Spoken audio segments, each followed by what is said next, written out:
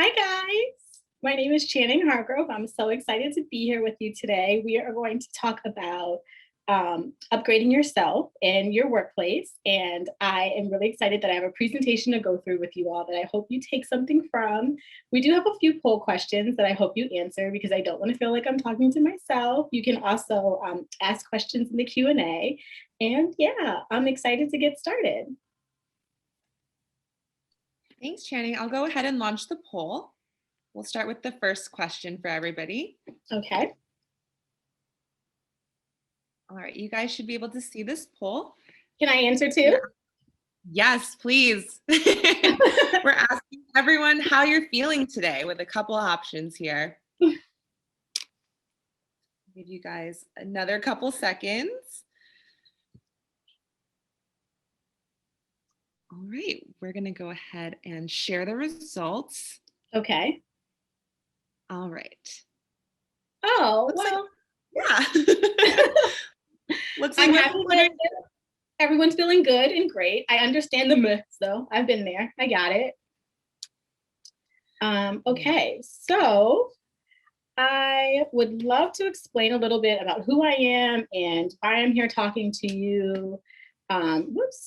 So my name's Channing, as I mentioned. I am a culture editor at Grazia USA. I'm the first culture editor. We just launched in the United States. Their magazine exists in Italy, Australia, and Mexico. So I'm excited to bring that version here to this country. But before that, I did a little bit of everything. So I want to explain how I got here and what qualifies me to talk about working in corporate spaces because I've been in them for the last 10 years. I went to Penn State University, main campus, all 4 years. I studied broadcast journalism. I thought I was going to be an anchor. That didn't work. I graduated during a recession, and so I used a portfolio that I had done for a broadcast class to turn it into a writing website, a blog.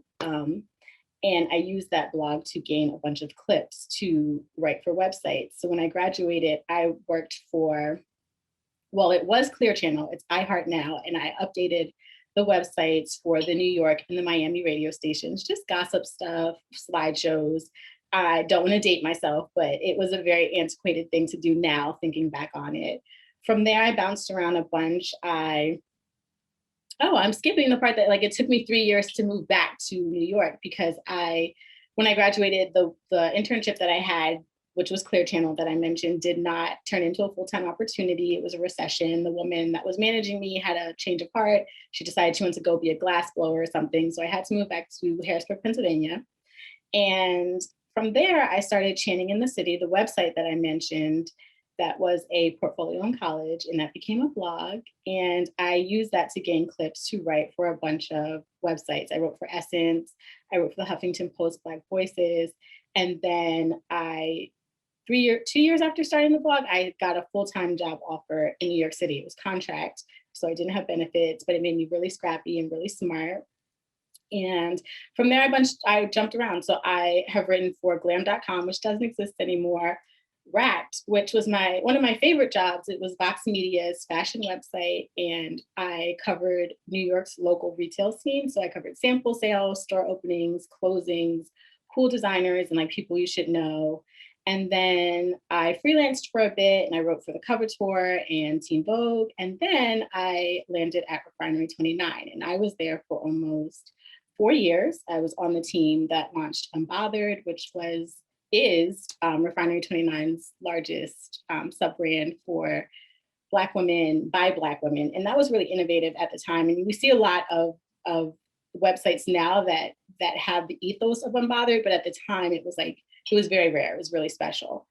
And so now I'm at Grazia, which is really cool because I am the culture editor and I get to shift not only the culture on the magazine, because there will be a print issue that comes out 4 times a year, but I get to shift the culture internally in a way that I never have been able to do before. But along the way, I learned a lot about working in these corporate spaces, especially because more often than not, I am the only Black woman and the only Black woman, person of color, minority, whatever you want to call it. I'm the only.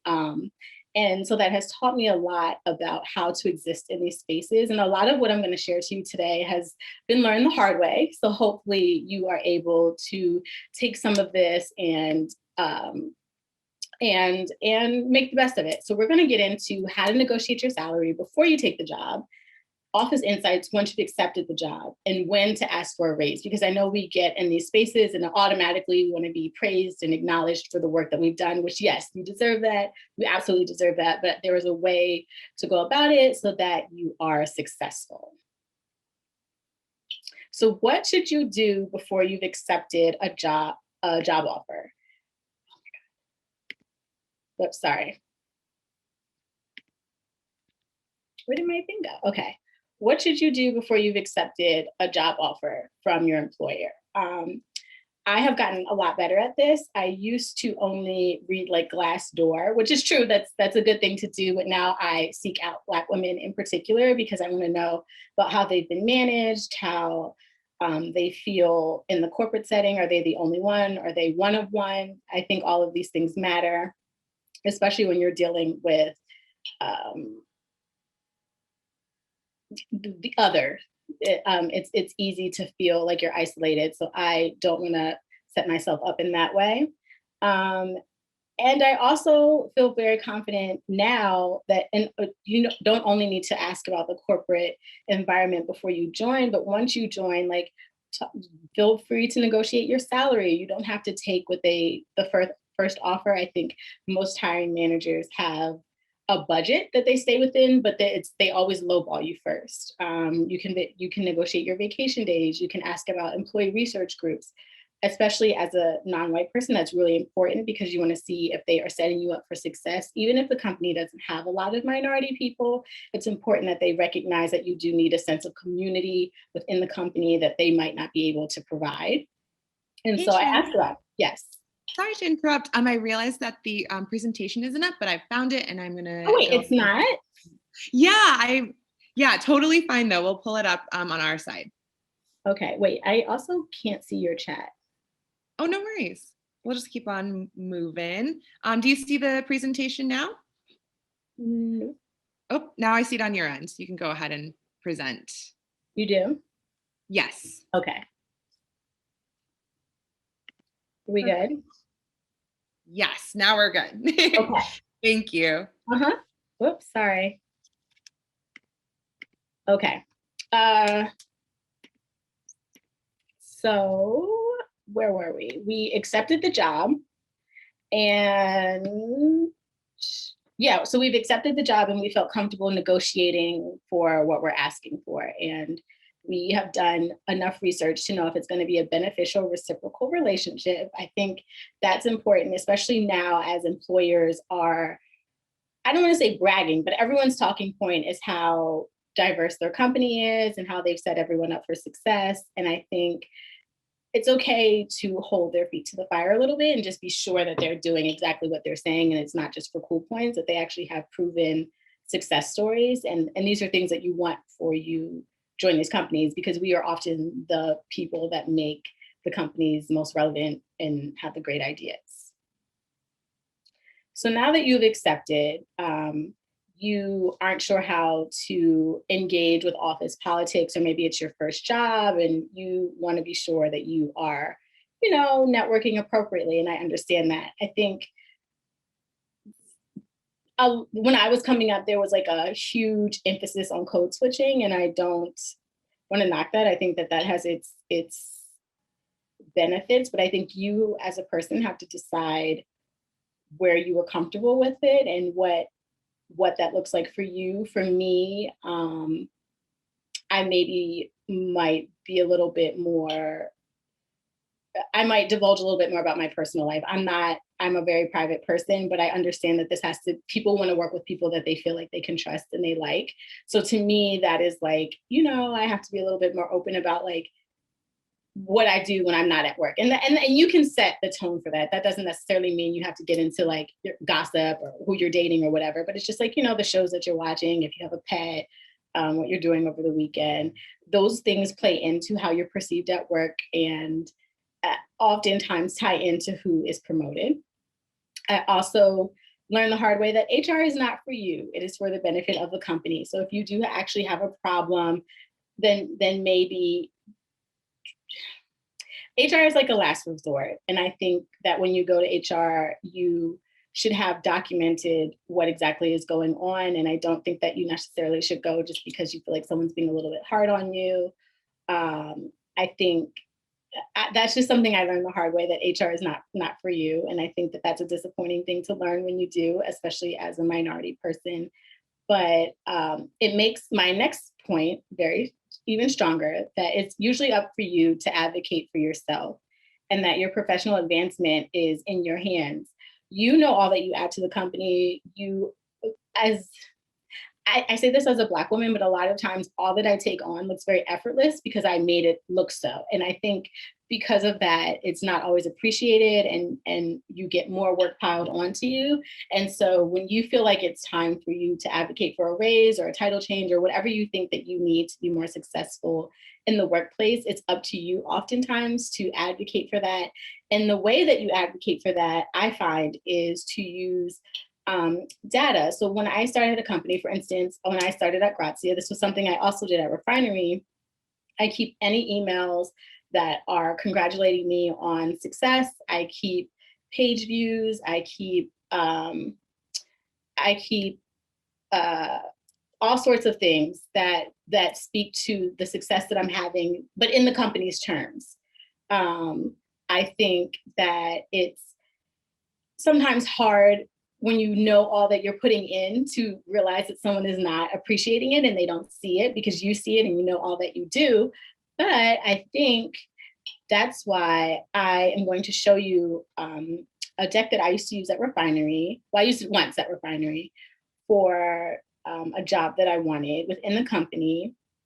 And I created a presentation essentially to pitch myself and to say why I was great for that fit, why I was great for that role, and why I think that I was the best fit for it.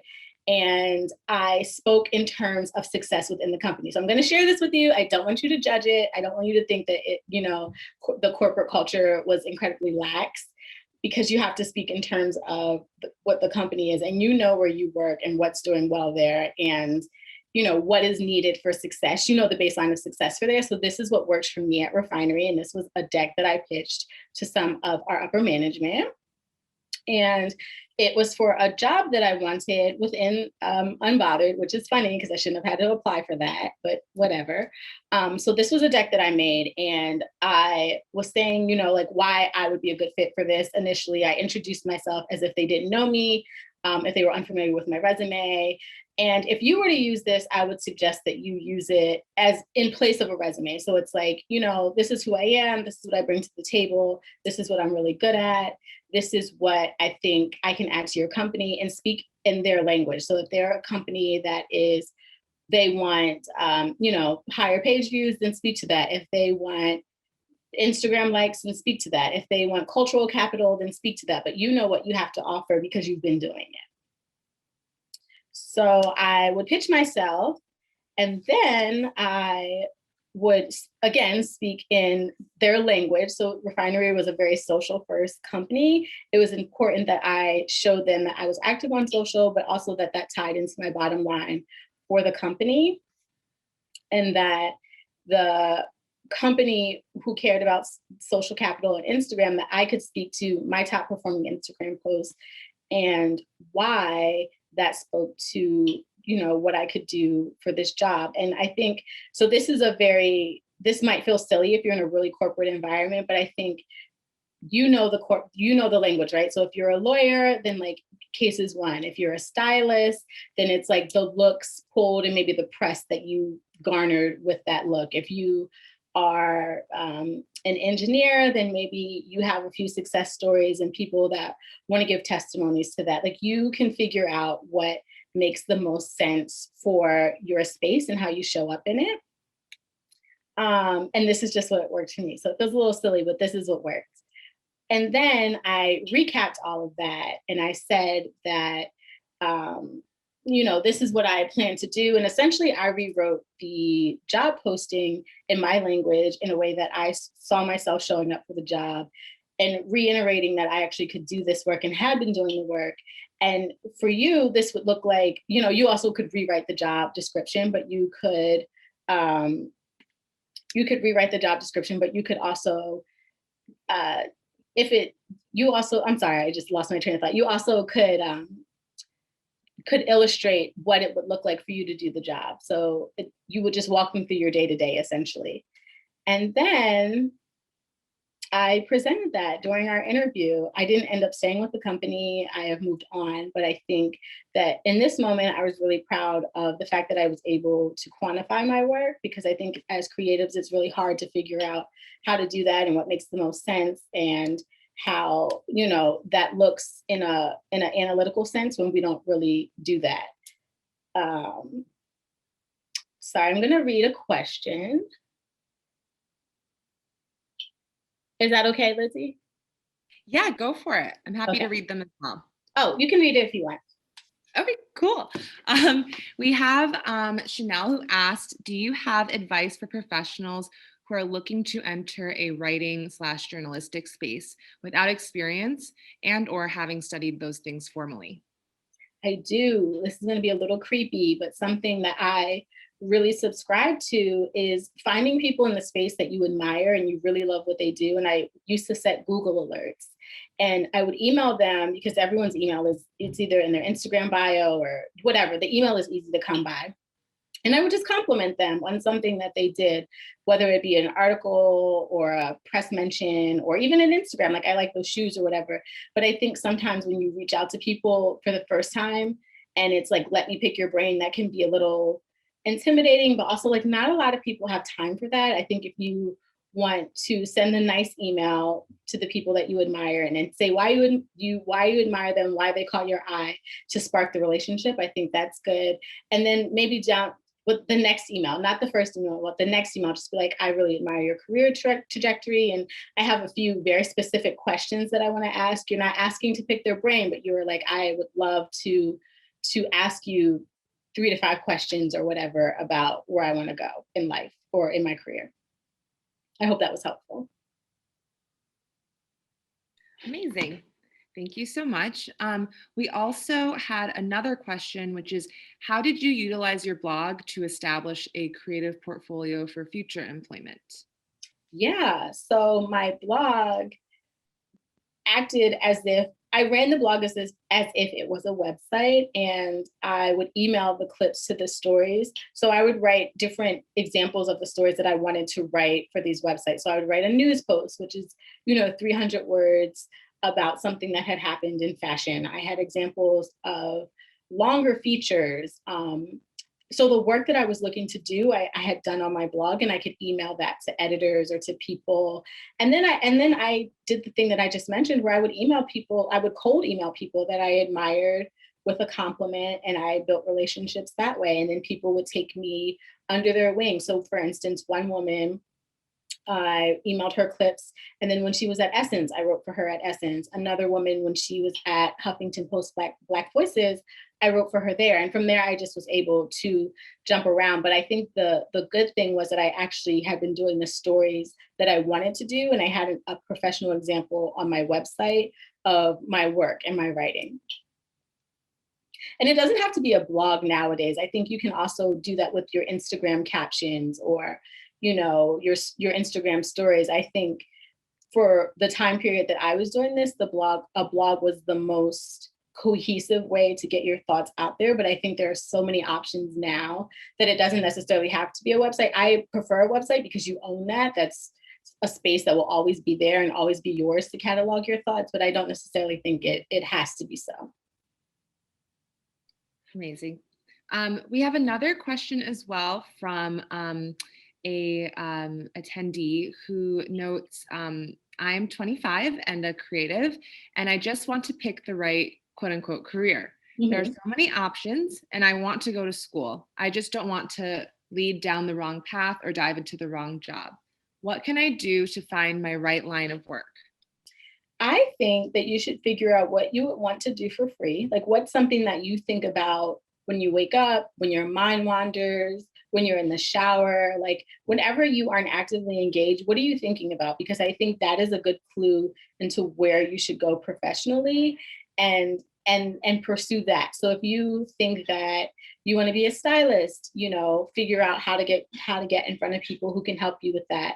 I think for me, I have always been looking for a space where specific stories were told about Black women and glamour, and I'm constantly searching for that. So I knew that I had to do something with storytelling. But for you, I mean, I'm not sure what that looks like, but I know that you have an idea of something that you're passionate about, or there was a space that you wished existed. And maybe you don't talk about it, you haven't told anyone, but I know that you know. So I think you should start there. Amazing. Thank you, Channing. Mhm. A question that we also had just from the earlier part of the presentation that wasn't sharing is if we could just quickly circle back on some of those key tips and advice Oh, yeah. at the very beginning, that would be great. So generally, or Yeah, or if you want to go back to those slides and quickly voice yeah, them over. am I close? No. Yes. Yes. Here. Yeah, let's start there. Okay. So you're asking for general Just tips. Yep, exactly. Since we just didn't have the presentation up at that time. You want to. Got it. Okay.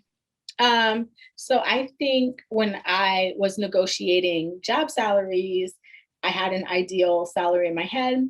I had done the research to figure out what other people in that particular role were making, what I wanted to make. But I also, as a Black woman, realized that like my point of view is not something that's readily accessible because the places that I work, they don't have another me. There's not another Black woman. There's not another minority in a lot of senses. So I think that I began adding tax to that. So I think, have your base salary of what you want, figure out what makes you comfortable, be able to prove that you're worth that, and go from there. I also strongly, strongly suggest that you ask about the person's managerial style. Like it should be dating. It's a reciprocal relationship. They don't get to just use you. You also need to be able to get something from them. So I think about your end goals, ask how they're able to further your growth once you join the company as an employee. What does that look like? Be clear on like the raises, what success looks like. I think that's often a question I used to forget to ask. Like, how is success measured in this role? Just so you are clear before you start what everyone is expecting before, things get jumbled. Thank you so much, Channing, for going back to the beginning a little bit and sharing additional insight there. We did have a couple additional questions here for you. Okay. We had someone ask, do you have any tips for young Black creatives learning to navigate the corporate world, struggling with imposter syndrome and trying to find their place in predominantly white spaces? Yeah, I do. I think it's hard. I've been there. I'm still there. It's hard when you are in a space where you don't look like anyone and your thoughts are so different because your lived experience is so different. But I also think that is your power and you have to really stand in that because it's like these are the things that make the company relevant and they don't have that. You do. So you have to be willing to voice these things and to make your opinions known. And also, I mean, I don't want to say be full of yourself, but like for you're not there for no reason. So I think you should really just feel confident in that. But also that like cultural capital is key and you have it naturally. It's your lived experience, it's who you are, it's in you. You don't even have to overthink it. Whereas, other people have to tiptoe around certain things or they don't want to be offensive. We naturally are inclusive people as Black people. We naturally are welcoming. We naturally think of other people. So I think, just take that with you. It's already in you, you know it, but you just have to remember that like you were in this space for a reason and you have to stand in that. Amazing. Thank you so much, Channing. Another question we received is, do you have any advice for someone at the associate level looking to speak up and contribute to the team, but without stepping out of my lane? Yeah, it's funny because I think that stepping out of your lane thing is going to be something that follows you regardless of title because there's always going to be someone who you feel like could be doing more or isn't doing enough, or you understand their blind spots in a way that they don't. So I think, maybe pull the person to the side that you think you're stepping over, and you're just like, I have a few thoughts. I don't want to seem like I am um going over your head or whatever, but like these are things that I've noticed, and I actually think that it's a detriment to us that we're not addressing that, and then go from there. I think as long as they feel like they haven't been blindsided, I think you'll be okay. But I do think it's important that you speak on what you see. Thank you. Another question is from Ree. They ask, to piggyback off of the last question, what can men or a person not of color do to be more welcoming? How can someone hold space for someone else? This is such a good question, and I really, really love it. I have only had non, I've only had white managers, and I think some of the things that I wished they would have done would have just been to check in more. I think a lot of things go unsaid on both sides because you don't want to seem, one, as a Black woman, I don't want to seem like I'm always complaining, but I do sometimes wish that someone would hold space for me to voice my concerns or ask how I'm feeling when I'm, one of one in a company of 100. I think it's important that you even just create the space for the dialogue for your person to feel comfortable to come to you with their concerns and their questions, and that you hear them and not get defensive and not feel attacked, because it's not personal. This is just their lived experience. And I think that's important, just to just create the entryway for the conversation. Thank you so much. A couple other questions that we have some really, really great ones. One is, how do you know what's appropriate to ask for when negotiating? Even if it's not money, how do you even know what vacation days or benefits are appropriate to ask for? I mean, you don't know, and that's the thing. And it's all relative. I think it depends on how it's presented. It depends on who's doing the negotiating. It depends. So you really don't know unless you ask. And say when you give, so say you wanted a job. I want an example, but maybe you want a senior editor role and you want $80,000. I think, to be fair, you should shoot a little high. Say you want 90, and then hopefully you'll land somewhere around what you actually want. But I think this is why it's important to figure out what other people are making. And I know people get funny when it comes to talking about money, and no one actually wants to say what they make, but it's really important, especially for Black women, for us to know what other people are making so that we can level the playing field. And then I also think for vacation days, just say, hey, in my previous employer, and you can pad it a little bit, just be like, I had a week's vacation, I had 2 weeks. Is this something that's feasible here? And you can leave it open as a dialogue. What's actually feasible? What can you do? What do you feel comfortable with? Because this is what I'm looking for, but I would love to be here at your company. And they want you there, so they're going to usually try to make that work. Thanks, wait, I feel like I rambled. Did that answer it? I think it did. Just to triple confirm, the question was just like, how do you know what's appropriate? I think your answer makes sense, that it's kind of purposefully vague. If there's any resources, Channing, that you recommend to like maybe gut check, feel free to share those. You know what? I actually think that I do a lot of research peer-wise, like within my friend group, and I network laterally. I think a lot of times we imagine that we're going to have like this one mentor who's like a pie in the sky person who has this great bomb career, and they, are available to you all day and all night to talk through these things with you, and that's just not feasible. So I think that's why creatively is important, and you can network with people who are in your same space, who are going through the same things that you are going through, and can say, hey, I was offered this much at this job. Is that what you got? They told me this. Did they tell you that? Just to keep everybody accountable. Amazing. We have a couple more questions. One is, any suggestions for being able to hold firm to your worth as a Black woman in a post-COVID job market?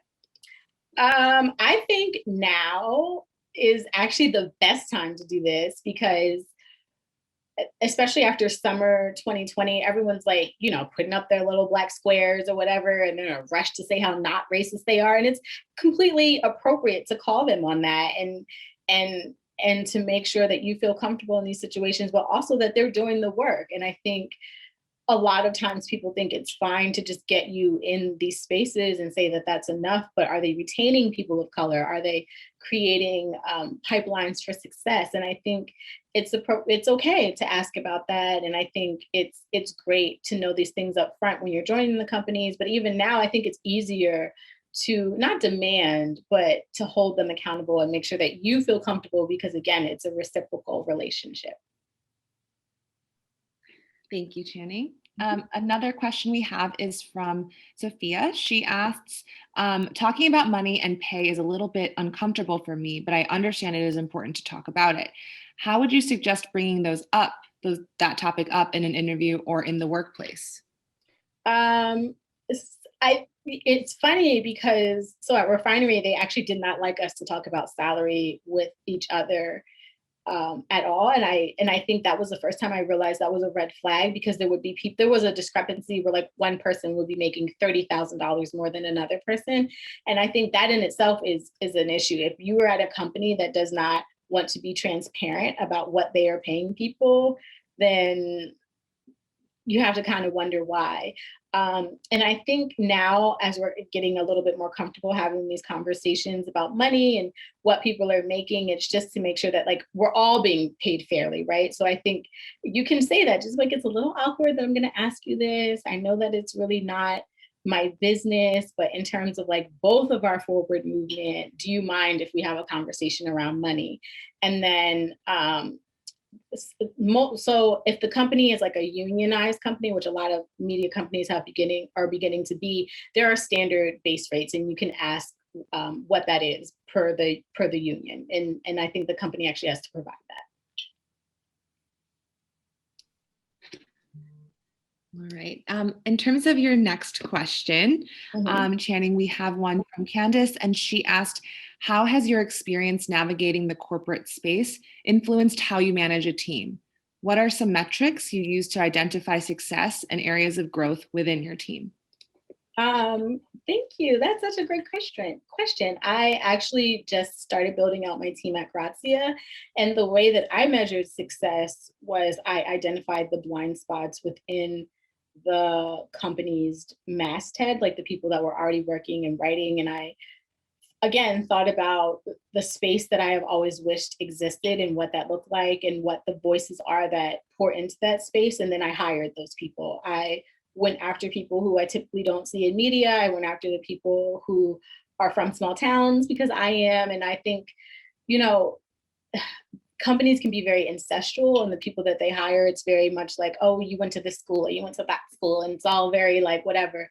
But I think because I understand what it is to be the only one, I sought out to hire people who also would be the only one at other companies, if that makes sense. And so to me, the mark of success is an incredibly diverse team, and people with vantage points that aren't typically spotlighted in media, and people who don't always get their foot in the door at these companies, which is not like, it's not analytical. It's a little bit more like woo woo, but that was the mark of success for me.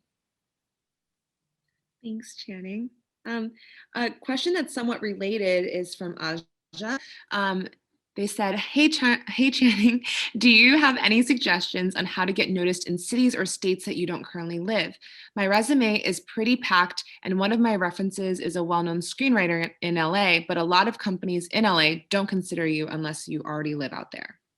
I used to do this thing where I would make up an address in New York City and I put it on my resume. If you Googled it, the address probably didn't even exist, but like I did that. I put a fake address on my resume for a really long time. And then when I was actually prepared to move to New York City, my best friend at the time, I had her address on my resume for a really long time. And it sounds weird that that small thing would make such a difference, but it did.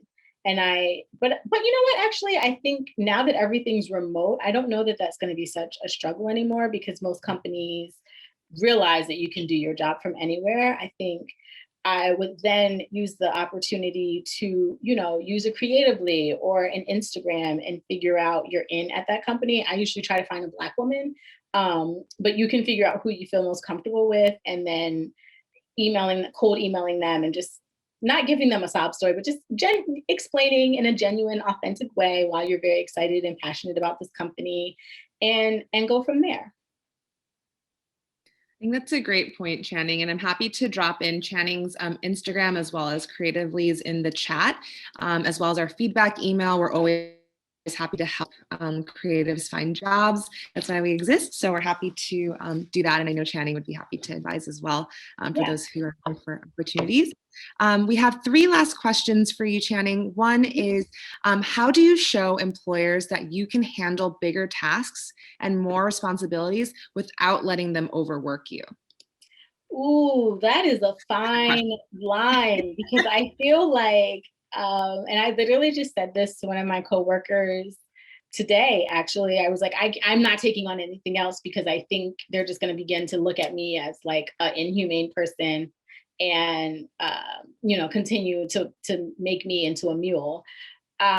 You have to, I think, figure out what that line is for yourself. I take on things that I'm really passionate about and things that I'm excited about and things that I think would make an underlying difference in the goal that I'm trying to serve for the company. But that doesn't mean I can take on everything. I'm not going to be everything to everybody. So I had to figure out for myself what that fine line was. And I think you have to do that as well, where it's like, okay, I see that that needs to be done, but that doesn't necessarily influence my bottom line. So I'm actually going to stay over here and mind my business. And then maybe had that influenced your bottom line, you might have been more welcoming to take on more work. But I mean, as long as it helps you look good, I think you should take it on and then bring that up in your deck when you ask for your raise. Great response, Channing. That is a really, really good question. Another question we have, just shifting gears a little bit. Do you think that a formal degree is mandatory or recommended for entering the journalism space or as a career? I don't actually. I think that was one of the barriers for entry for a lot of Black and Brown people. I think that it was an easy way to eliminate people, but I also think that that speaks to why we are in such a drought for opinions worth reading and worth knowing. I think having a degree doesn't necessarily mean that you're the most qualified for the position, and I think this is where you would shine via your cover letter or that great Instagram or your blog, and you can really speak to why you have done the work to be in this space regardless of your professional educational standing.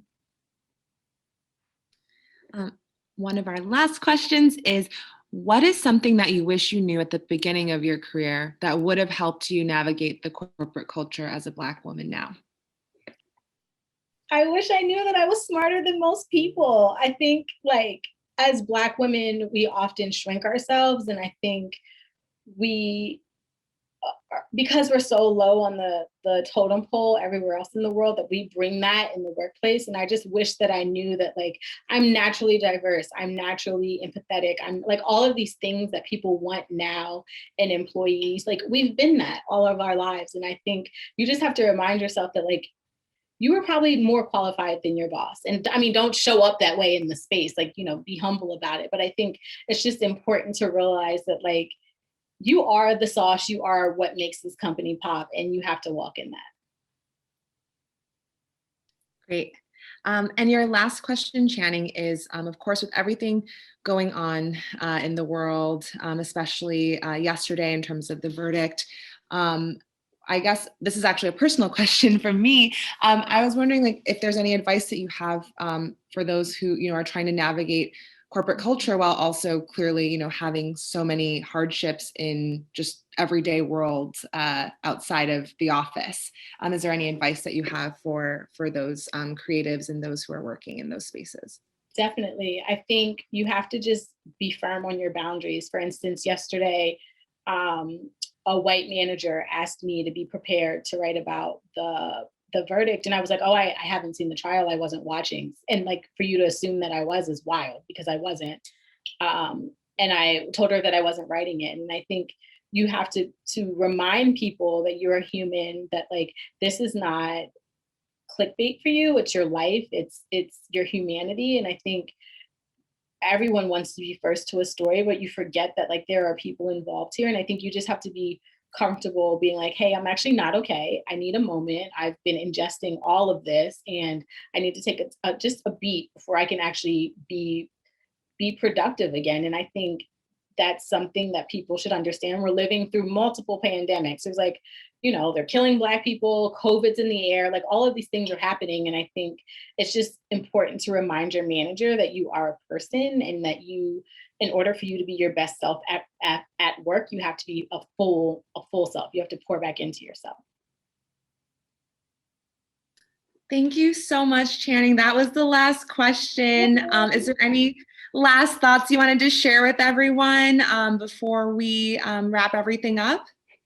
I just wanted to say that these companies do not own you. Keep your hobbies, ground yourself, pray, drink wine, do whatever it is you need to do to keep yourself whole. I'm around. My information is on the screen. If you need anything, if I can ever be a resource to you, I'm here. Lovely to meet everybody. Thank you so much, Channing. Thanks everyone for joining us. We'll go ahead and put up, again, Channing's information as well. And you guys have our email and our Instagram as well if you'd like to follow creatively. But thank you so much, Channing, for talking about how to navigate corporate culture. Of course. Thank you for having me. Bye, guys.